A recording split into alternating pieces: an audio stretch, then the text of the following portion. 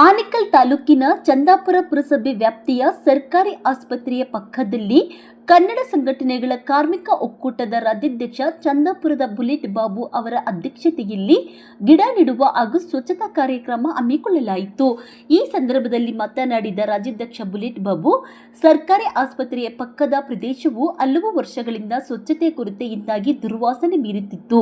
ಈ ಸಮಸ್ಯೆ ಕುರಿತು ಹಲವು ಬಾರಿ ಹೋರಾಟ ನಡೆಸಿ ಪುರಸಭೆಯ ಗಮನಕ್ಕೆ ತರಲಾಗಿತ್ತು. ಇದೀಗ ಪುರಸಭೆಯ ಸಹಕಾರದೊಂದಿಗೆ ಸಂಘಟನೆಯ ಪದಾಧಿಕಾರಿಗಳು ಹಾಗೂ ಕಾರ್ಯಕರ್ತರ ನೇತೃತ್ವದಲ್ಲಿ ಸ್ವಚ್ಛತಾ ಕಾರ್ಯ ಕೈಗೊಂಡು ಗಿಡಗಳನ್ನು ನೆಡಲಾಗಿದೆ ಎಂದು ತಿಳಿಸಿದರು. ಅಲ್ಲದೆ ಪುರಸಭೆ ವತಿಯಿಂದ ಕೆರೆ ಸ್ವಚ್ಛತಾ ಕಾರ್ಯ ಕೈಗೊಂಡು ಕೆರೆಯ ನೀರು ಶುದ್ಧೀಕರಿಸುವಂತೆ ಅವರು ಒತ್ತಾಯಿಸಿದರು. ಸಾರ್ವಜನಿಕರ ಆರೋಗ್ಯ ಹಾಗೂ ಪರಿಸರ ಸಂರಕ್ಷಣೆ ದೃಷ್ಟಿಯಿಂದ ಕೆರೆ ಮತ್ತು ಸುತ್ತಮುತ್ತಲಿನ ಪ್ರದೇಶವನ್ನು ಸ್ವಚ್ಛವಾಗಿಡುವುದು ಅಗತ್ಯ ಎಂದು ಹೇಳಿದರು. ಕನ್ನಡ ಸಂಘಟನೆಗಳ ಕಾರ್ಮಿಕ ಒಕ್ಕೂಟದ ಸಂಸ್ಥಾಪಕ ಅಧ್ಯಕ್ಷ ಕನ್ನಡಾಂಬೆ ಮಂಜು ಮಾತನಾಡಿ, ರಾಜ್ಯಾಧ್ಯಕ್ಷ ಬುಲೆಟ್ ಬಾಬು ಅವರ ನೇತೃತ್ವದಲ್ಲಿ ಈ ಪ್ರದೇಶದ ಸಮಸ್ಯೆ ಕುರಿತು ಹಲವು ಬಾರಿ ಹೋರಾಟ ನಡೆಸಲಾಗಿದೆ. ಪರಿಸರ ಸಂರಕ್ಷಣೆ ಹಾಗೂ ಸ್ವಚ್ಛತೆಯ ಉದ್ದೇಶದಿಂದ ಇಂದು ಗಿಡ ನೆಡುವ ಕಾರ್ಯಕ್ರಮ ಆಯೋಜಿಸಲಾಗಿದೆ ಎಂದರು. ಒಕ್ಕೂಟದ ಸಲಹಾ ಸಮಿತಿ ರಾಜ್ಯಾಧ್ಯಕ್ಷ ಒಂಪಲಘಟ್ಟ ರವಿ ಮಾತನಾಡಿ, ಗಿಡಗಳನ್ನು ನೆಡುವುದರ ಜೊತೆಗೆ ಅವುಗಳನ್ನು ಸಂರಕ್ಷಿಸುವ ಜವಾಬ್ದಾರಿಯು ಪ್ರತಿಯೊಬ್ಬರ ಮೇಲಿದೆ. ಸಾರ್ವಜನಿಕರು ಪರಿಸರವನ್ನು ಸ್ವಚ್ಛವಾಗಿಟ್ಟುಕೊಂಡು ಹಸಿರು ಪರಿಸರ ನಿರ್ಮಿಸಬೇಕು, ಕೈಜೋಡಿಸಬೇಕು ಎಂದು ಕರೆ ನೀಡಿದರು. ಕಾರ್ಯಕ್ರಮದಲ್ಲಿ ಆನೇಕಲ್ ವಿಧಾನಸಭಾ ಕ್ಷೇತ್ರದ ಬಿಜೆಪಿ ಪರಾಜಿತ ಅಭ್ಯರ್ಥಿ ಉಳ್ಳಳ್ಳಿ ಶ್ರೀನಿವಾಸ್ ಭಾಗವಹಿಸಿ ಪರಿಸರ ಸಂರಕ್ಷಣೆ ಮಹತ್ವದ ಕುರಿತು ಮಾತನಾಡಿದರು. ಕಾರ್ಯಕ್ರಮದಲ್ಲಿ ಪಾಲ್ಗೊಂಡ ಎಲ್ಲರಿಗೂ ಧನ್ಯವಾದಗಳನ್ನು ತಿಳಿಸಿದರು. ಕಾರ್ಯಕ್ರಮದಲ್ಲಿ ಕನ್ನಡ ಸಂಘಟನೆಗಳ ಕಾರ್ಮಿಕ ಒಕ್ಕೂಟದ ಸಂಸ್ಥಾಪಕ ಅಧ್ಯಕ್ಷ ಕನ್ನಡಾಂಬೆ ಮಂಜು, ರಾಜ್ಯಾಧ್ಯಕ್ಷ ಚಂದಾಪುರ ಬುಲೆಟ್ ಬಾಬು, ಗೌರವಾಧ್ಯಕ್ಷ ನಾರಾಯಣಕುಮಾರ್, ಮಹದೇವಪುರ ಅಧ್ಯಕ್ಷರು, ಸಲಹಾ ಸಮಿತಿ ರಾಜ್ಯಾಧ್ಯಕ್ಷ ಒಂಪಲಘಟ್ಟ ರವಿ, ಕನ್ನಡ ಧನುಷ್, ಖಜಾಂಚಿ ಕೆಂಪು ದೊಮ್ಮಸಂದ್ರ, ರವಿ, ಮಂಜುನಾಥ್, ಮುರುಗೇಶ್, ಅಂಬೇಡ್ಕರ್ ಯುವಕರ ಸಂಘದ ಅಧ್ಯಕ್ಷೆ ಬೊಮ್ಮಸಂದ್ರ ರೇಣುಕಾ ಸೇರಿದಂತೆ ಸಂಘಟನೆಯ ಪದಾಧಿಕಾರಿಗಳು ಹಾಗೂ ಕಾರ್ಯಕರ್ತರು ಉಪಸ್ಥಿತರಿದ್ದರು. ಇವತ್ತು ಆನೇಕಲ್ ವಿಧಾನಸಭಾ ಕ್ಷೇತ್ರ ಚಂದಾಪುರ ಪುರಸಭೆಯ ವ್ಯಾಪ್ತಿಯಲ್ಲಿ ಏನೋ ಒಂದು ಹಾಸ್ಪಿಟ್ಲದ ಪಕ್ಕದಲ್ಲಿ ಈ ಭಾಗದ ಹಿರಿಯ ನಾಯಕರು, ಆತ್ಮೀಯರಾದಂಥ ಕನ್ನಡ ಸಂಘಟನೆಗಳ ಕಾರ್ಮಿಕ ಒಕ್ಕೂಟದವರು ಮತ್ತು ನಮ್ಮ ಬಾಬಣ್ಣವರು ಸಹ ಎಲ್ಲರೂ ಇಲ್ಲಿನ ಎಲ್ಲ ಪ್ರಮುಖರೆಲ್ಲ ಸೇರಿ ಇಲ್ಲಿ ಕಸ ಹಾಕಿ ಕಸ ವಿಲೇವಾರಿ ಮತ್ತು ಬರುವಂಥ ಹೋಗೋವಂಥವ್ರಿಗೆಲ್ಲ ಬಹಳ ತೊಂದರೆ, ವಾಸನೆ ಮತ್ತು ಇಲ್ಸಲ್ಲದ ಕಾಯಿಲೆಗಳೆಲ್ಲ ಆಗ್ತಾಯಿತ್ತು. ಅದನ್ನು ಮನಗೊಂಡು ಈ ಭಾಗದ ಎಲ್ಲ ಕಾರ್ಮಿಕ ಮತ್ತು ಈ ಭಾಗದ ಎಲ್ಲ ನಾಯಕರು ಸೇರಿ ಈ ಒಂದು ಗಿಡ ನೆಡುವಂಥ ಕೆಲಸ, ಹಸಿರು ತರಿಸೋವಂಥ ಕೆಲಸ ಮಾಡಿದ್ದಾರೆ. ಅವರೆಲ್ಲರಿಗೂ ಸಹ ಆನೇಕಲ್ ವಿಧಾನಸಭಾ ಕ್ಷೇತ್ರದ ಪರವಾಗಿ ಅಭಿನಂದನೆಗಳನ್ನು ಸಲ್ಲಿಸ್ತೇನೆ. ಮತ್ತು ಇನ್ನಷ್ಟು ಒಂದು ಈ ಥರ ಗಿಡ ನೆಡುವಂಥ ಕೆಲಸ ಏನು ಹಸಿರನ್ನು ಮಾಡಿ ನಾಡನ್ನು ಉಳಿಸೋವಂಥ ಕೆಲಸ ಎಲ್ಲರೂ ನಾವೆಲ್ಲ ಜೊತೆ ಸೇರಿ ಮಾಡಬೇಕಂತೇಳಿ ಬಾಬಣ್ಣವರಿಗೆ ಹೃತ್ಪೂರ್ವಕವಾದ ಅಭಿನಂದನೆ ಸಲ್ಲಿಸ್ತಾ, ಮತ್ತು ಎಲ್ಲ ಅವರ ಸಂಘದವ್ರಿಗೂ ಸಹ ಕಾರ್ಮಿಕ ಒಕ್ಕೂಟದ ಎಲ್ಲ ಪದಾಧಿಕಾರಿಗಳು ಸಹ ಅವರಿಗೆ ನನ್ನ ವೈಯಕ್ತಿಕವಾದ ಹೃತ್ಪೂರ್ವಕವಾದ ಅಭಿನಂದನೆ ಸಲ್ಲಿಸ್ತೇನೆ. ಒಳ್ಳೆಯದಾಗಲಿ. ನಾವು ಹೋಗಿ ಮೊನ್ನೆ ಮನವಿ ಪತ್ರ ಕೊಟ್ಟಾಗ ನಮಗೆ 1 ತಿಂಗಳು ಕಾಲಾವಕಾಶ ಕೊಡಿ, ಆ ಕಾಲಾವಕಾಶ ಗಡುವಿನಲ್ಲಿ ನಾವು ಅದನ್ನೆಲ್ಲ ಖಾಲಿ ಮಾಡಿ ಬೇರೆ ಕಡೆ ನಾವು ತಳ ಗುರುತಿಸಿದ್ದಾರೆ. ನಮಗೆ ಆ ತಳಕ್ಕೆ ನಾವು ವರ್ಗಾವಣೆ ಮಾಡ್ತೀವಿ ಅಂತ ಹೇಳ್ಬಿಟ್ಟು CO ರಮೇಶ್ ಅವರು ನಮಗೆ ಮಾತು ಕೊಟ್ಟಿದ್ದರು. ಅದರ ನಂತರ ನಾವು ಆಗಸ್ಟ್ 15ಗೆ ಗಿಡ ನೆಟ್ಟಲೇಬೇಕಂತ ಹೇಳ್ಬಿಟ್ಟು ನಾವು ಕಾರ್ಯಕ್ರಮವನ್ನು ಕೈಗೆ ತೊಗೊಂಡಾಗ ಅದೇ ರಮೇಶ್ ರಾಜ್ ಅವರೇ ನಮ್ಮ ಆಫೀಸ್ಗೆ ಬಂದು ನಮಗೆ ಒಂದೇ ಒಂದು 15 ದಿವಸ ನಮ್ಗೆ ಕಾಲಾವಕಾಶ ಕೊಡಿ, ಇನ್ನು ತಿಂಗಳೇನು ಕೊಡಬೇಡಿ, ನಮ್ಗೆ 15 ದಿವಸ ಕಾಲಾವಕಾಶ ಕೊಡಿ ಅನ್ನೋದು ಹೇಳಿದ್ದು ಗಡುವಿನಲ್ಲೇನೆ ಅವರು ಸೋಮವಾರ ನಮಗೆ ಈ ಜಾಗ ಏನಿದೆ, ಈ ಕೆರೆ ಅಂಗಳ, ಅದನ್ನು ಸ್ವಚ್ಛಗೊಳಿಸಿ ನಮಗೆ ನಮ್ಮ ಹ್ಯಾಂಡ್ ಓವರ್ ಕೊಟ್ಟರು. ಅದು ಕೊಟ್ಟಿದ್ದಾದ ನಂತರ ಅದೇ ಪುರಸಭೆ ಗಾಡಿ ತೊಗೊಂಡು JCB ತೊಗೊಂಡು ಇದನ್ನೆಲ್ಲ ಕ್ಲೀನ್ ಮಾಡಿ ಆ ಗುಂಡಿಗಳು ಅದರಲ್ಲೇ ಗುಂಡಿ ಎಲ್ಲ ತೆಗೆಸಿ ಈ ಕಾರ್ಯಕ್ರಮವನ್ನು ನಾವು ಹಿಂದಿನ ದಿವಸ ಆಗಬಾರ್ದಾಗಿತ್ತು. ನಾವು ಆಗಸ್ಟ್ 15ಗೆ ಇದನ್ನು ನಾವು ಕೈಗೊಟ್ಕೊಂಡಿದ್ದೀವಿ. ಆಯಿತು, ತಡವಾದ್ರೂ ನಾವು ಈ ಉದ್ಯಾನವನವನ್ನು ಯಾವುದೇ ರೀತಿನ ಬಿಡಬಾರ್ದು ಅಂತೇಳಿ ಇದನ್ನು ಫಲ ತೊಟ್ಟು ನಾನು ಮಾಡಿರೋದು ಸಮಯ ಆ ಭಗವಂತನಿಗೆ ಗೊತ್ತಿದೆ. ಬಟ್ ಆದರೂ ಏನಂತ ಹೇಳ್ತೀನಿ ಅಂದರೆ, ನಮ್ಮ ಜನಗಳಿಗೆ ಸ್ವಲ್ಪ ಈಗ ನಾನು ಒಬ್ಬನೇ ಮಾಡಿದ್ರೆ ಇಲ್ಲಿ ಒಣ ಆಗೋದಿಲ್ಲ. ನೀವೆಲ್ಲರೂ ಕೈ ಜೋಡಿಸಿ, ನಿಮಗೆಲ್ರಿಗೂ ಹಕ್ಕಿದೆ. ಈ ಹಕ್ಕು ಈ ಕೆರೆ ಅಂಗಳಕ್ಕೆ, ಈ ಕೆರೆ ಜಾಗಕ್ಕೆ ಎಷ್ಟು ಸಾವಿರಾರು ಜನ ನಮ್ಮ ಹಳ್ಳಿಗಳು ಸೇರ್ತವೆ, ಸುಮಾರು ಹಳ್ಳಿಗಳು ಸೇರ್ತವೆ. ಇದು ಕೆರೆ ಥರ ಇದ್ದಿದ್ರೆ ತುಂಬ ಚೆನ್ನಾಗಿತ್ತು. ಇದನ್ನ ಅವ್ರು ಮಾಡಿರೋದು ಸರಿ ಇಲ್ಲ. ಇದನ್ನ ನಮ್ಮ ಹಳ್ಳಿಗಳಲ್ಲಿ ನಮ್ಮ ಜನಗಳು, ನಮ್ಮ ರಾಮಸಾಗರ ಆಗಲಿ, ನಮ್ಮ ನಾರಾಯಣಘಟ್ಟ ಆಗಲಿ, ಮತ್ತು ನಮ್ಮ ಇಲಲ್ಗೆ ಆಗಲಿ, ನಮ್ಮ ಸುತ್ತಮುತ್ತ ಹಳ್ಳಿಗಳಿಗೆಲ್ಲ ಇದು ಸಂಬಂಧಪಟ್ಟಿದೆ. ಈ ಕೆರೆ ಇದು ಎಲ್ಲರಿಗೂ ಒಬ್ಬರಿಗೆ ಸೀಮಿತ ಇಲ್ಲ. ಈ ನಮ್ಮ ರೈತರಿಗೆ ಸಂಬಂಧಪಟ್ಟಿದೆ. ಈ ನಾವು ರೈತರೆಲ್ಲನೂ ಬಂದು ಇಲ್ಲಿ ಒಕ್ಕೂಟ್ಕೊಂಡು ಬಂದಲ್ಲ, ಅವ್ರಿಗೆ ಆ ರೀತಿ ಕಟ್ಟೆಗಳು ಕಟ್ಟೋ ರೀತಿಯಲ್ಲಿ ಬಂದು ಅವ್ರಿಗೆ ನಾವು ಒಂದು ಮಾಹಿತಿ ಕೊಟ್ಟಿದ್ದಿದ್ರೆ ಅವರು ಇವತ್ತಿನ ದಿವಸ ಕಟ್ಟೆಗಳು ಹಾಕಿ ಆ ನೀರನ್ನು ಅಲ್ಲಿ ಸಂಗ್ರಹಣೆ ಮಾಡಿ ಆ ವಾಸನೆಯನ್ನು ನಾವು ಹಿಡ್ಕೊಳ್ಳೋ ರೀತಿ ಬರ್ತಾ ಇರಲಿಲ್ಲ. ನಾವು ಈ ರಸ್ತೆಯಲ್ಲಿ ಓಡಾಡಿದ್ರೇ ನಮಗೆ ಕಾಯಿಲೆಗಳು ಬರುತ್ತೆ. ಮನೆಯಲ್ಲಿ ನಾವು ಕುತ್ಕೊಂಡಿದ್ರೆ ಕಾಯಿಲೆ ಬರೋಲ್ಲ ಸ್ವಾಮಿ. ನಾವು ಈ ರಸ್ತೆಯಲ್ಲಿ ಹೋದರೆ ಸಾಕು, ಮಕ್ಕಳು ಮರಿ ಚಿಕ್ಕ ಮಕ್ಕಳನ್ನೆಲ್ಲ, ಇವತ್ತು ಡೆಲಿವರ್ ಆಗಿರೋ ಮಕ್ಕಳನ್ನೆಲ್ಲ ನಾವು ತೊಗೊಂಡೋಗ್ತೀವಿ. ತೊಗೊಂಡೋಗಿದ ತಕ್ಷಣ ಆ ಗಾಳಿನ ಬಿಟ್ಟು ತಿರುಗಿ ಮತ್ತೆ ಆ ಗಾಳಿನ ಶ್ವಾಸ ಒಳಗೆ ತೊಗೊಂಡಾಗ ಆ ಶ್ವಾಸ ಎಲ್ಲಿ ಹೋಗೋದಿಲ್ಲ, ನಮ್ಮ ಚೆಸ್ಟಲ್ಲಿ ಕುತ್ಕೊಳ್ಳುತ್ತೆ. ಲೆನ್ಸಲ್ಲಿ ಕುತ್ಕೊಂಡು ಅದು ಏನಾಗುತ್ತೆ, ಅದು ಕಾಯಿಲೆಗೆ ಸೃಷ್ಟಿ ಆಗುತ್ತೆ. ಸಾವಿರಾರು ರೂಪಾಯಿ, ಲಕ್ಷಾಂತರ ರೂಪಾಯಿ ತೊಗೊಂಡೋಗಿ ಹಾಸ್ಪಿಟ್ಲ್ಗಳಲ್ಲಿ, ಸರ್ಕಾರಿ ಹಾಸ್ಪಿಟ್ಲ್ಗಳು ಬಿಟ್ಟು ಪ್ರೈವೇಟ್ ಹಾಸ್ಪಿಟ್ಲ್ಗಳಲ್ಲಿ ಸಾವಿರಾರು ಲಕ್ಷಾಂತರ ರೂಪಾಯಿ ತೊಗೊಂಡೋಗಿ ಎಲ್ಲಿಡ್ತಾರೆ? ಬಡವರು ಇರ್ತಾರೆ. ಒಂದು ದಿವಸದ ಮಟ್ಟಿಗೆ ಕೂಲಿ ಮಾಡಿಬಿಟ್ಟು ಆವತ್ತಿನ ಮಟ್ಟಿಗೆ ಜೀವನ ಮಾಡೋ ಅಂಥವ್ರು ಸುಮಾರು ಜನ ಇದ್ದಾರೆ.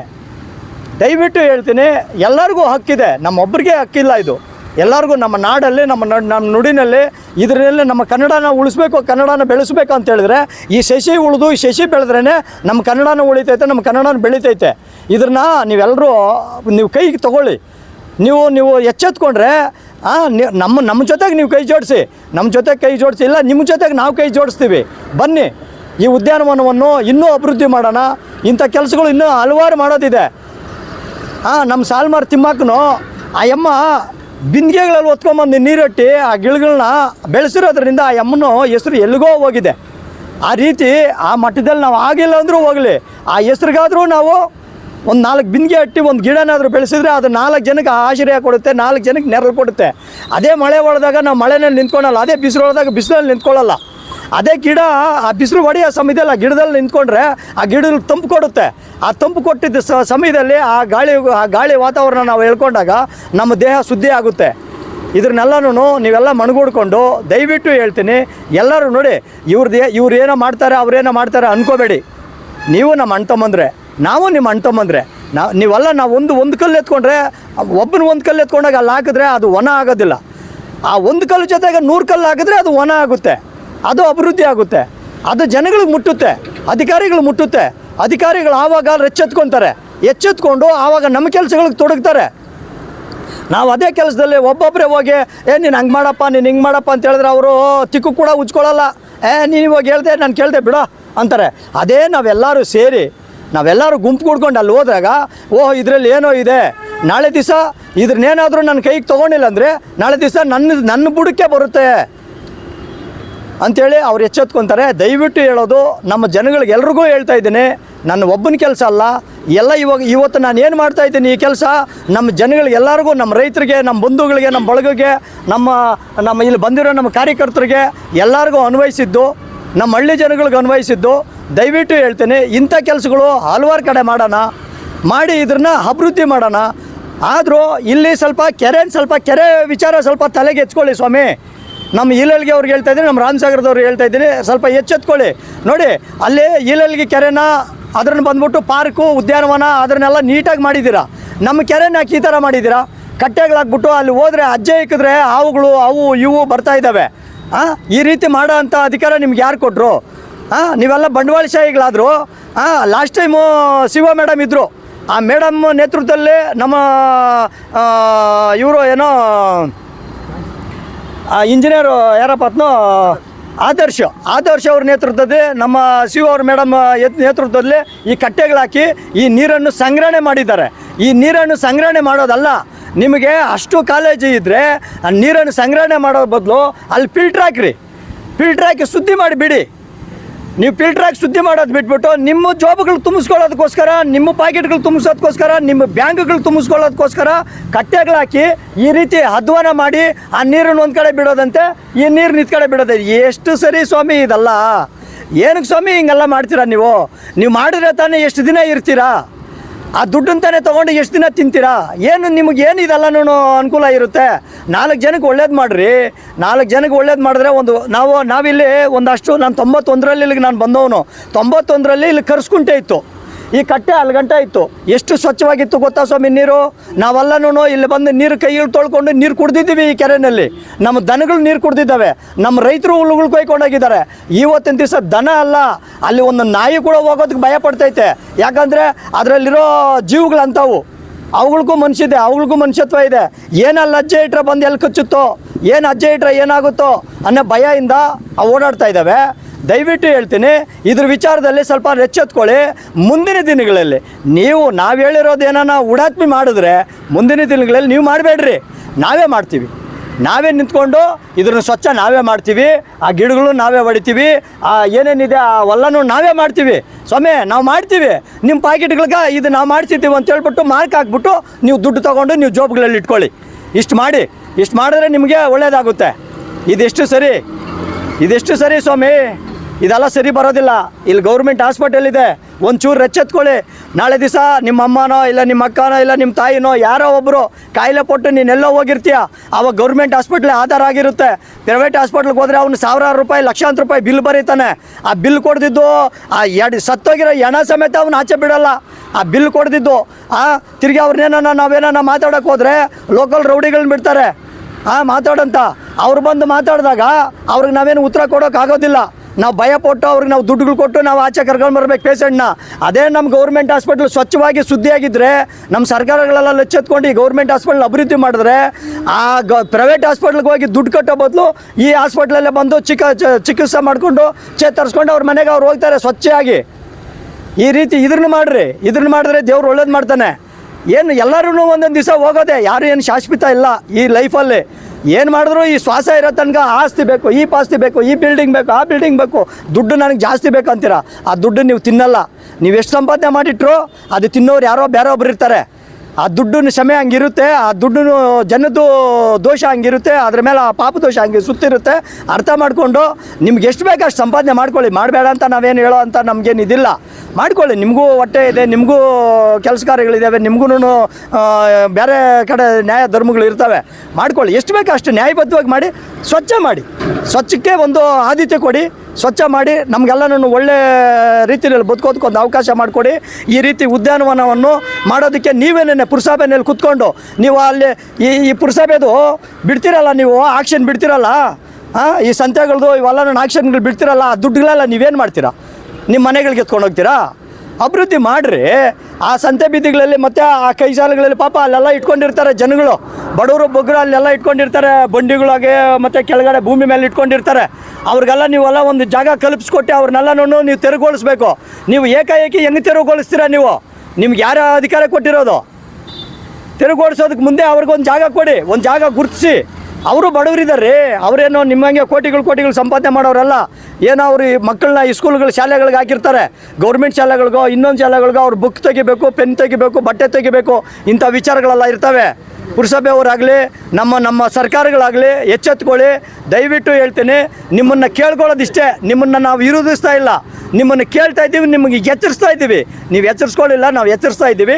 ಇದನ್ನು ಗಮನದಲ್ಲಿ ಇಟ್ಕೊಂಡು ನೀವು ನಮ್ಮ ಕೆಲಸಗಳನ್ನು, ನಾವು ಮಾಡೋ ಕೆಲಸಗಳನ್ನು ನೀವು ಮಾಡಿದ್ರೆ ನಾವು ಖುಷಿ ಪಡ್ತೀವಿ, ನಿಮಗೆ ಜೈಕಾರಗಳನ್ನು ಹಾಕ್ತೀವಿ ಅಂತೇಳಿ ರಮೇಶ್ ರಾಜ್ ಅವ್ರಿಗಾಗಲಿ, ನಮ್ಮ ಎಮ್ ಪೇರೋ ಚೇರ್ಮನ್ ಪೇರೋ ಜ್ಯೋತಿ ಮೇಡಮ್ ಆಗಲಿ, ಅವರು ನಮ್ಮ ಪುರಸಭೆಯಲ್ಲಿರೋ ಕೌನ್ಸಿಲರ್ಗಳಿಗಾಗಲಿ ಎಲ್ಲರಿಗೂ ನಾನು ತೊಡಗಿ ಒಂದೇ ಮಾತು ಹೇಳೋದು, ನೀವೆಲ್ಲ ಇದ್ರನ್ನ ನೋಡಿಕೊಂಡು ಕುತ್ಕೊಂಡಿರಬೇಡಿ ಸ್ವಾಮಿ, ನಿಮಗೂ ಹಕ್ಕಿದೆ. ನೀವು ಇದ್ರನ್ನ ಕೈಗೆ ತೊಗೊಳ್ಳಿ. ನಿಮ್ಮ ವಿಚಾರವಾಗಿ ನಾನು ಈ ಘೋಷಣೆಯನ್ನು ಕೂಗ್ತಾ ಇದ್ದೀನಿ. ಜೈ ಭೀಮ್, ಜೈ ಕರ್ನಾಟಕ ಮಾತೆ.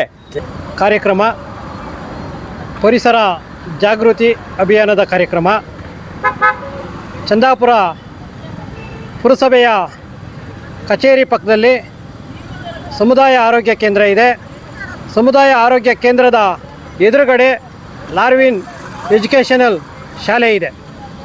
ಈ ಸಮುದಾಯ ಆರೋಗ್ಯ ಕೇಂದ್ರದ ಪಕ್ಕದಲ್ಲಿ ಪ್ರತಿನಿತ್ಯ ಚಂದಾಪುರ ಪುರಸಭೆಗೆ ವ್ಯಾಪ್ತಿಗೆ ಬರ್ತಕ್ಕಂಥ ಗ್ರಾಮಗಳ ಒಂದು ಕಸವನ್ನು ತಂದು ಇಲ್ಲಿ ಸುರಿದು ಗಬ್ಬುನಾಥವನ್ನು ಬೀರ್ತಾ ಇದೆ. ಇಲ್ಲಿ ಏನಾಗಿದೆ ಅಂದರೆ ಉಚಿತ ಇಲ್ಲಿ ಉಚಿತ ದುರ್ವಾಸನೆ, ಖಚಿತ ಅನಾರೋಗ್ಯ. ಉಚಿತವಾಗಿ ದುರ್ವಾಸನೆ, ಖಚಿತವಾಗಿ ಅನಾರೋಗ್ಯ ಉಂಟಾಗಿದೆ.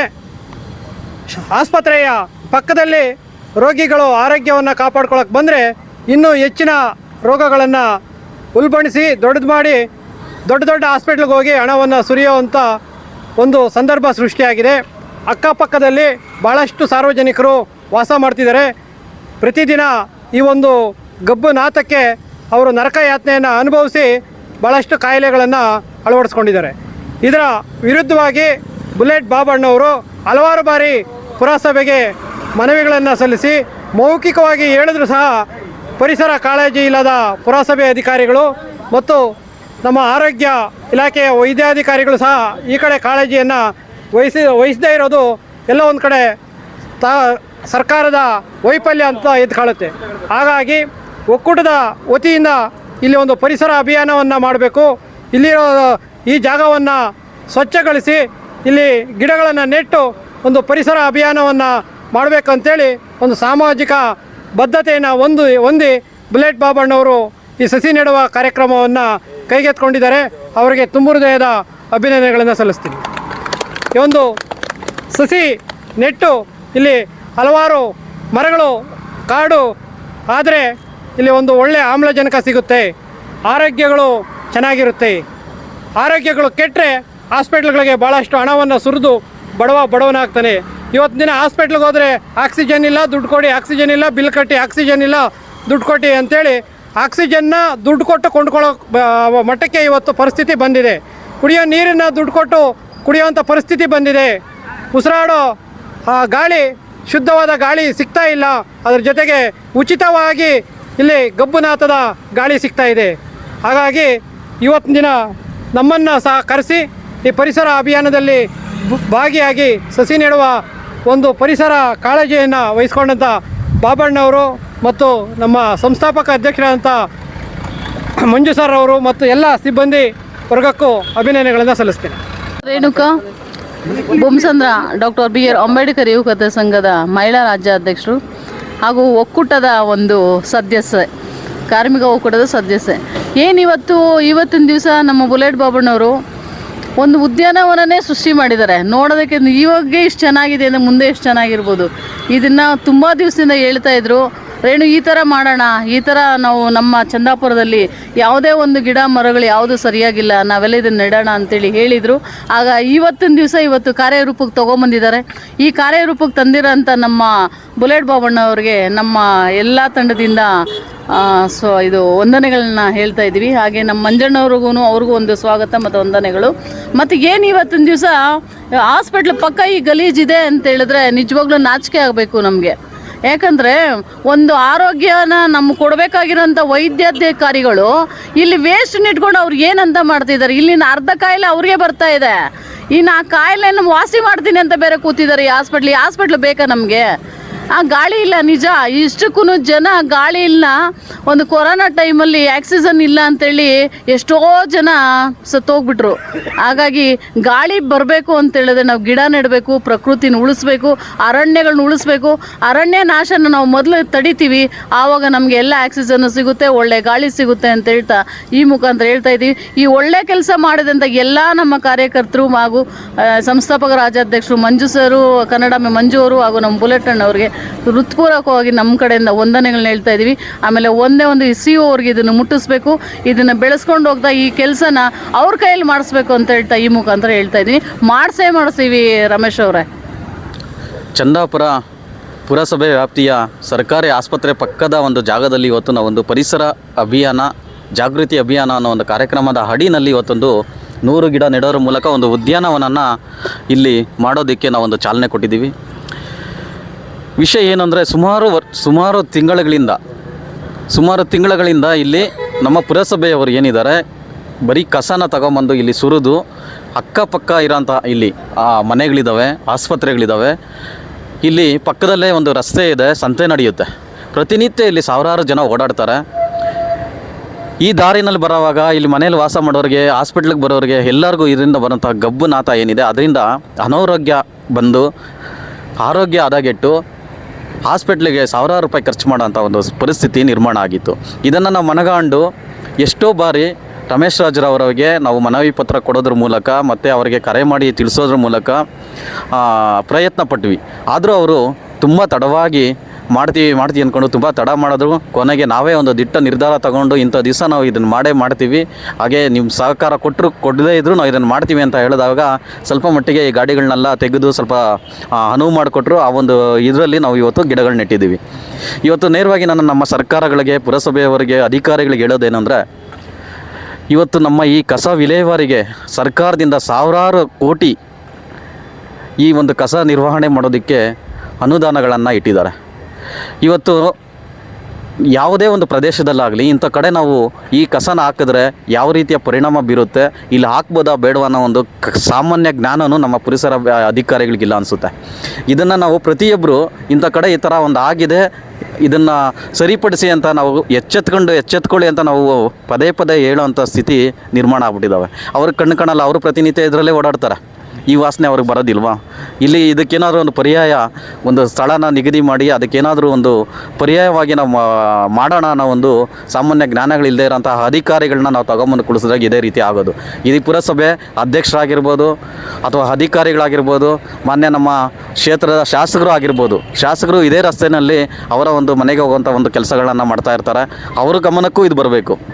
ಯಾಕೆಂದರೆ ಇವತ್ತು ಪ್ರತಿಯೊಂದು ಸ್ಥಳಗಳಲ್ಲೂ ಈ ರೀತಿಯಾದಂಥ ಒಂದು ಸ್ವಚ್ಛತಾ ಕಾರ್ಯಕ್ರಮಗಳನ್ನ ನಡೆಸ್ತಾ ಇದ್ದೀವಿ. ನಾವು ಒಂದು ಹೋರಾಟಗಾರರಾಗಿ ಒಂದು ಸಂಘಟನೆಯ ಕಟ್ಕೊಂಡು ನಾವು ಏನು ಮಾಡ್ತಾ ಇದ್ವಿ, ಇವತ್ತು ಎಲ್ಲಿ ಸ್ವಚ್ಛತೆ ಇಲ್ಲ ಆ ಸ್ವಚ್ಛತೆನ ಸ್ವಚ್ಛ ಮಾಡಿಸೋಂಥ ಒಂದು ಅಭಿಯಾನಗಳನ್ನು, ಗಿಡಗಳು ನೆಡೋಂಥ ಕಾರ್ಯಕ್ರಮಗಳನ್ನು, ಮತ್ತು ಏನಾದರೂ ಅನ್ಯಾಯಗಳನ್ನ ಅದ್ರ ವಿರುದ್ಧವಾಗಿ ಹೋರಾಟ ಮಾಡಿ ಸರ್ಕಾರ ಅದನ್ನು ಎಚ್ಚೆತ್ಕೊಂಡು ಸರಿಪಡಿಸೋಂಥ ಕೆಲಸಗಳನ್ನ ನಮ್ಮ ಹೋರಾಟಗಾರ ಮಾಡ್ತಾ ಇದ್ದೀವಿ.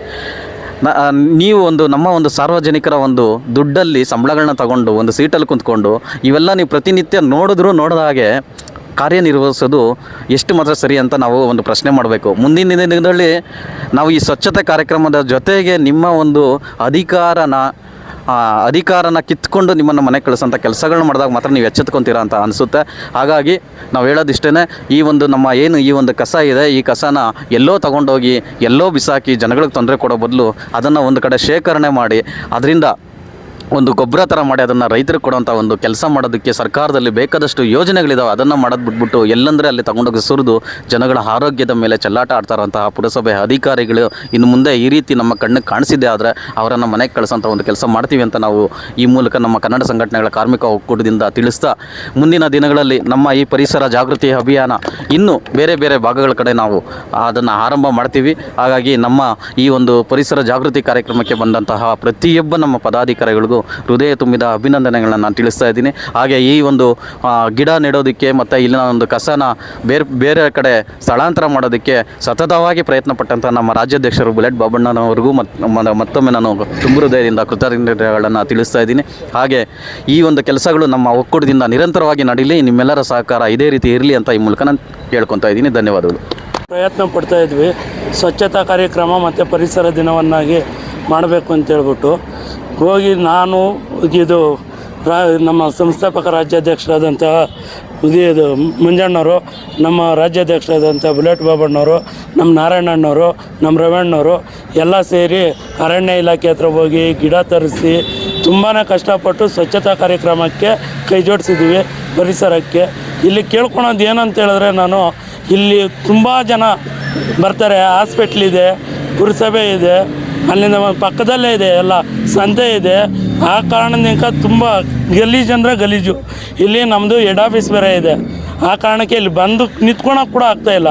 ಆ ಸ್ಮೆಲ್ಗೆ, ಆ ಇದಕ್ಕೆ ಈಗ ಸಹಿತ ನಾವು ಮಾತಾಡ್ತಾ ಇದ್ದೀವಿ, ಈಗಲೂ ಸ್ಮೆಲ್ ಹೊಡಿತಾ ಇದೆ. ನೋಡಿ, ಇಷ್ಟು ಮಾಡ್ತಾಯಿದ್ದೀವಿ. ಪುರಸಭೆ ಅಧಿಕಾರಿಗಳು ಇಲ್ಲೇ ಇದೆ, ಗಾಡಿಗಳೆಲ್ಲ ಇಲ್ಲೇ ಹಾಕ್ಕೊಂಡಿದ್ದಾರೆ, ಇನ್ನೂ ತೆರವುಗೊಳಿಸ್ಲಿಲ್ಲ. ಇನ್ನೂ ಎಷ್ಟು ದಿನ ಆಗುತ್ತೆ ಅಂತ ಹೇಳಿದ್ರೆ ಇನ್ನೂ 1 ತಿಂಗಳಾಗುತ್ತೆ ಅಂತ ಕೇಳ್ತಾ ಇದ್ದಾರೆ. ಏನು ನಾವು ಪರಿಸರ ದಿನವನ್ನಾಗಿ, ಪರಿಸರ ನಮಗೆಲ್ರಿಗೂ ಸೇರಿರುವಂಥದ್ದೇ. ಈ ಪರಿಸರವಾಗಿ ಈ ದಿನದಿಂದ ನಾನು ಮಾತಾಡಿ ಮುಗಿಸ್ತಾ ಇದ್ದೀನಿ. ಖಚಿತ ಆರೋಗ್ಯ ಅನಾರೋಗ್ಯ ಇದು ಇವತ್ತು ಕನ್ನಡ ಸಂಘಟನೆಗಳ ಕಾರ್ಮಿಕ ಒಕ್ಕೂಟದಿಂದ ಪರಿಸರ ಜಾಗೃತಿ ಅಭಿಯಾನ ಕಾರ್ಯಕ್ರಮವನ್ನು ಹಮ್ಮಿಕೊಂಡಿರೋದು ಭಾಳ ಖುಷಿ ಆಗ್ತಾಯಿದೆ. ನಮ್ಮ ರಾಜ್ಯ ಸಂಸ್ಥಾಪಕ ಅಧ್ಯಕ್ಷರ ಮಂಜು ಸರ್ ಹಾಗೂ ರಾಜ್ಯಾಧ್ಯಕ್ಷರಾದ ಬಾಬಣ್ಣವರ ಪರಿಶ್ರಮ ಭಾಳ ಇದೆ. ಇದರಲ್ಲಿ ಭಾಳ ವರ್ಷದಿಂದನೂ ಈ ದಾರಿಗಳಲ್ಲಿ ದುರ್ವಾಸನೆ ಹಿಡ್ಕೊಂಡು ಓಡಾಡ್ತಾ ಇದ್ರು ಜನ. ಭಾಳ ವರ್ಷಗಳಿಂದ ದುರ್ವಾಸನೆ ಹಿಡ್ಕೊಂಡು ಓಡಾಡ್ತಾನೆ ಇದ್ರು, ಮುಗ್ಳು ಹಿಡ್ಕೊಂಡು ಓಡಾಡ್ತಾ ಇದ್ರು. ನಾನು ಸುಮಾರು ಸಲ ನೋಡಿದ್ದೀನಿ. ಈ ಜನಪ್ರತಿನಿಧಿಗಳು ಪ್ರತಿಯೊಬ್ಬರು ಈ ದಾರಿಗಳಲ್ಲಿ ಓಡಾಡ್ತಾರೆ. ಓಡಾಡಿದ್ರೂ ಏನು ಪ್ರಯೋಜನ ಇಲ್ಲ, ನೋಡಿದಂಗೆ ಹೋಗ್ತಾರೆ. ಪಕ್ಕದಲ್ಲಿ ಆಸ್ಪತ್ರೆ ಇದೆ, ಎಲ್ಲ ಬಡವರು ಬಗ್ಗರುಗಳು ಬರೋವಂಥ ಆಸ್ಪತ್ರೆ. ಅವರೆಲ್ಲ ಏನು ದುಡ್ಡು ಇಟ್ಕೊಂಡಿರೋರಾಗ ಸರ್ಕಾರಿ ಆಸ್ಪತ್ರೆಗೆ ಬರೋರು ದುಡ್ಡು ಇಟ್ಕೊಂಡು ಬರೋರಲ್ಲ.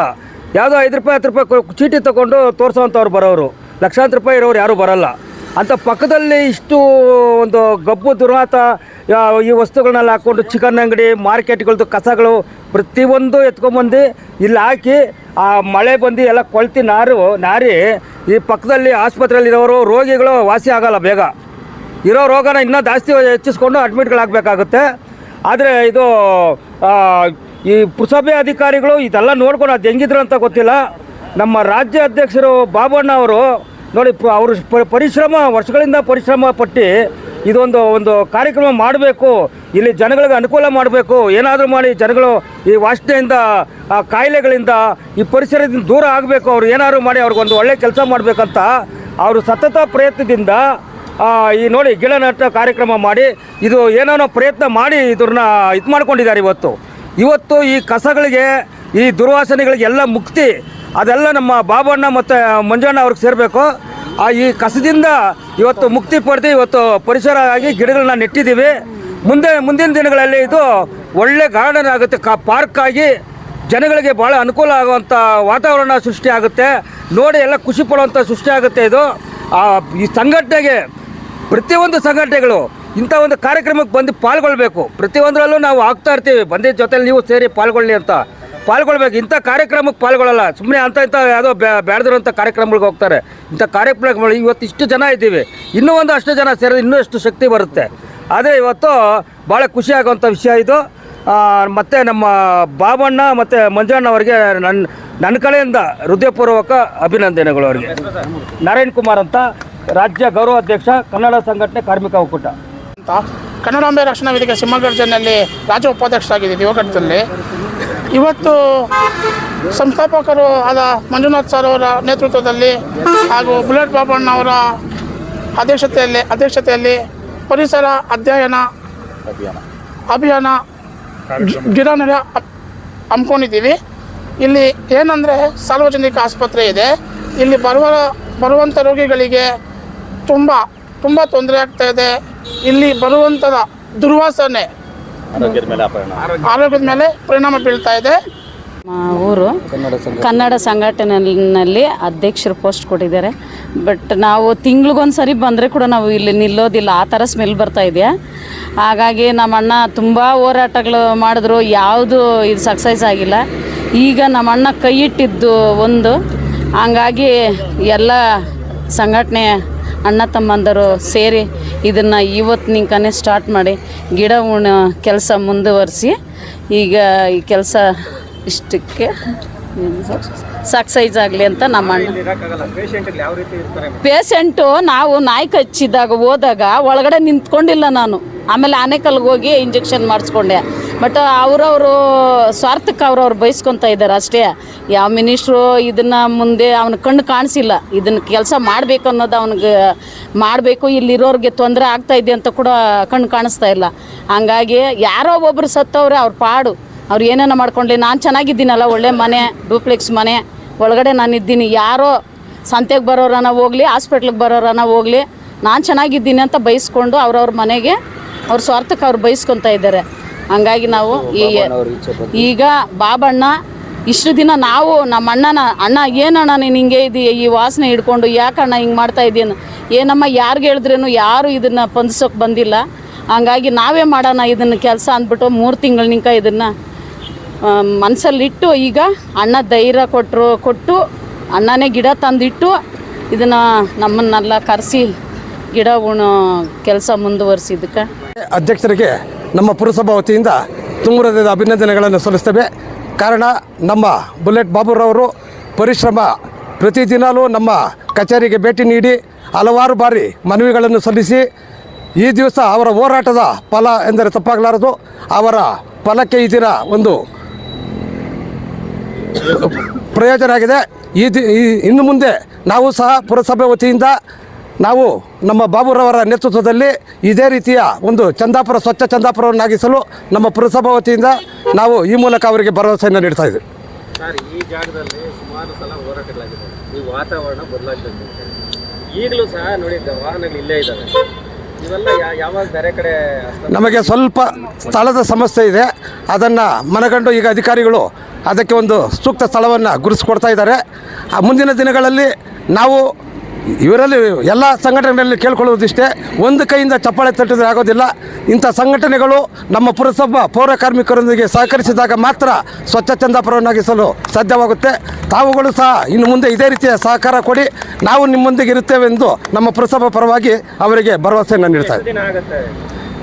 ಇನ್ನು ಒಂದು ತಿಂಗಳು, ಒಂದು 15-20 ದಿವಸದಲ್ಲಿ ಈ ಒಂದು ಸ್ವಚ್ಛತಾ ಕಾರ್ಯವನ್ನು ಹಮ್ಮಿಕೊಳ್ತೇವೆ. ಯಾಕೆಂದರೆ ಇದು ನಮ್ಮ ಚಂದಾಪುರ ಬಹಳ ಮುಂದುವರೆದ ಚಂದಾಪುರ ಆಗಿದೆ. ಇಲ್ಲಿ ವಿವಿಧ ರಾಜ್ಯಗಳಿಂದ ಎಷ್ಟೋ ಜನ ಬರ್ತಾರೆ. ಅವರಿಗೆ ಯಾವುದೇ ರೀತಿಯಲ್ಲಿ ಒಂದು ತಿಳುವಳಿಕೆ ನೀಡಿದರೂ ಅವರು ಅದೇ ಕೆಲಸ ಮಾಡ್ತಾ ಇರ್ತಾರೆ. ಇನ್ನು ಮುಂದಿನ ದಿನಗಳಲ್ಲಿ ಇದಕ್ಕೆ ಸೂಕ್ತ ಕ್ರಮಗಳನ್ನು ಕೈಗೊಂಡು ನಾವು ಮುಂದಿನ ಸ್ವಚ್ಛ ಚಂದಾಪುರವನ್ನಾಗಿಸಲು ಸಹಕರಿಸ್ತೇವೆ. ಇವತ್ತು ಭಾಳ ಖುಷಿ ವಿಚಾರ. ಯಾಕಂದರೆ ಇಲ್ಲಿ ಆನೇಕಲ್ ವಕೀಲರು ಮತ್ತು ನ್ಯಾಯಾಧೀಶರು ಇದೇ ಹಾಸ್ಪಿಟ್ಲ್ ಒಳಗಡೆ ಪ್ರೋಗ್ರಾಮ್ ಮಾಡಿದ್ವಿ. ಇಲ್ಲಿ ಜಡ್ಜ್ ಅವತ್ತು ಏನು ಹೇಳಿದೆ ಅಂದರೆ ಹೆಂಗ್ರಿ ಬದುಕ್ತೀರಿ ಇಲ್ಲಿ ಅಂತೇಳಿ ಕೇಳಿದರು. ಸೊ ಹಂಗಾಗಿ ಬಾಬಣ್ಣ, ಬುಲೆಟ್ ಬಾಬಣ್ಣ ನನಗೆ ಭಾಳ ಖುಷಿ ಆಯಿತು. ಯಾಕಂದರೆ ಇಲ್ಲಿ ಜಡ್ಜ್ ಬಂದೇ ಇಲ್ಲಿ ಅಸಹ್ಯ ಪಟ್ಕೊಂಡು ಹೋಗಿದ್ದಂಥ ಜಾಗನ ಇವತ್ತು ಪರಿಸರ ಮಾಡೋದಕ್ಕೆ ಹೊರಟಿರೋ ಇವ್ರ ಟೀಮ್ಗೆ ನಾನು ಹೃದಯಪೂರ್ವಕ ಧನ್ಯವಾದಗಳನ್ನು ಹೇಳ್ತೀನಿ. ತುಂಬ ಖುಷಿ ವಿಚಾರ sir. Thank you so much. ಇವತ್ತೇನು ನಮ್ಮ ಕನ್ನಡ ಸಂಘಟನೆಗಳ ಕಾರ್ಮಿಕ ಒಕ್ಕೂಟ ಪರಿಸರ ಜಾಗೃತಿ ಅಭಿಯಾನ ಒಂದು ಕಾರ್ಯಕ್ರಮದಲ್ಲಿ ಇವತ್ತೇನು ನಾವು ಒಂದು ಗಿಡ ನೆಟ್ಟು ಇವತ್ತೊಂದು ಚಾಲನೆ ಕೊಟ್ಟಿದ್ದೀವಿ. ಈ ಚಾಲನೆ ಕೊಡೋದಕ್ಕೆ ನಮ್ಮ ಜೊತೆ ನಮ್ಮ ಒಕ್ಕೂಟದ ಎಲ್ಲ ಪದಾಧಿಕಾರಿಗಳು ಸಹಕರಿಸಿದ್ದಾರೆ. ಹಾಗೆ ಸುಮಾರು ಜನ ನಮ್ಮ ಪುರುಷೋತ್ತಮ್ ಲಾಯರ್ ಸರು ಸಹ ಬಂದಿದ್ದಾರೆ. ಹಾಗೆ ಇನ್ನೂ ಅನೇಕ ಜನಗಳು ನಮ್ಮ ಈ ಒಂದು ಕಾರ್ಯಕ್ರಮಕ್ಕೆ ಬಂದು ಇವತ್ತು ಕೈ ಜೋಡಿಸಿ ಇವತ್ತೊಂದು ಶುಭಾರಂಭ ಮಾಡಿದ್ದಾರೆ. ಇವತ್ತು ನಾವು ಹೇಳೋದೇನೆಂದರೆ, ನಮ್ಮ ಒಂದು ಕನ್ನಡ ಸಂಘಟನೆಗಳ ಕಾರ್ಮಿಕ ಒಕ್ಕೂಟದ ಯಾವುದೇ ಒಂದು ಹೋರಾಟ ಆಗ್ಬೋದು, ಕಾರ್ಯಕ್ರಮ ಆಗ್ಬೋದು, ಅಥವಾ ಎಲ್ಲೇ ಒಂದು ತೊಂದರೆಗಳು ಅನ್ಯಾಯಗಳಾದರೆ ನಾವಂಥ ಒಂದು ಕಡೆ ನಮ್ಮ ಒಕ್ಕೂಟ ಬಂದು ಅವರಿಗೆ ಒಂದು ಸಮಸ್ಯೆನ ಬಗೆಹರಿಸೋಂಥ ಒಂದು ಕೆಲಸಗಳನ್ನು ನಾವು ನಮ್ಮ ಒಕ್ಕೂಟದ ಪದಾಧಿಕಾರಿಗಳೆಲ್ಲರೂ ಸೇರಿ ಮಾಡ್ಕೊತ ಬರ್ತಾ ಇದ್ದೀವಿ.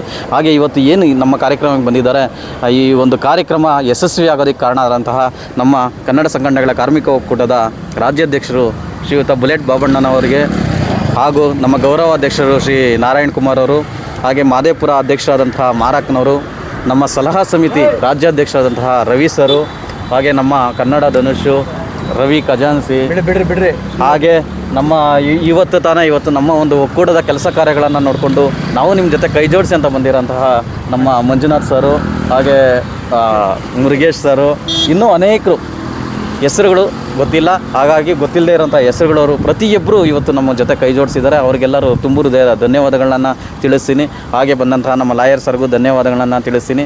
ಈಗ ಬಂದಂತಹ ಅಂಬೇಡ್ಕರ್ ಯುವಕರ ಸಂಘದ ಮಹಿಳಾ ರಾಜ್ಯಾಧ್ಯಕ್ಷ ಶ್ರೀ ರೇಣುಕಾ ಅವರು ಬಂದಿದ್ದರು. ಅವ್ರಿಗೂ ಸಹ ನಾವು ಒಂದು ಅಭಿನಂದನೆಗಳನ್ನು ತಿಳಿಸ್ತೀನಿ. ಹಾಗೆ ಮಾಧ್ಯಮದವ್ರಿಗೂ, ಹಾಗೆ ನಮ್ಮ ಒಂದು ಜಾಲತಾಣದಲ್ಲಿ ವೀಕ್ಷಣೆ ಮಾಡ್ತಾರಂಥ ಪ್ರತಿಯೊಬ್ಬರಿಗೂ ಈ ಒಂದು ಮೂಲಕ ನಾನು ಅಭಿನಂದನೆಗಳನ್ನು ತಿಳಿಸ್ತಾ ಇದ್ದೀನಿ. ಇವತ್ತು ಏನು ಒಂದು ಸಾಮಾಜಿಕ ಜಾಲತಾಣದಲ್ಲೂ ಇರೋಂತಹ ಎಷ್ಟೋ ಜನ ನಮ್ಮ ಒಂದು ಲೈವ್ಗಳನ್ನು ನೋಡಿ ನಮಗೆ ಒಂದು ಪ್ರೋತ್ಸಾಹ ಕೊಡುವಂಥ ಕೆಲಸಗಳನ್ನ ಮಾಡ್ತಿದ್ದಾರೆ.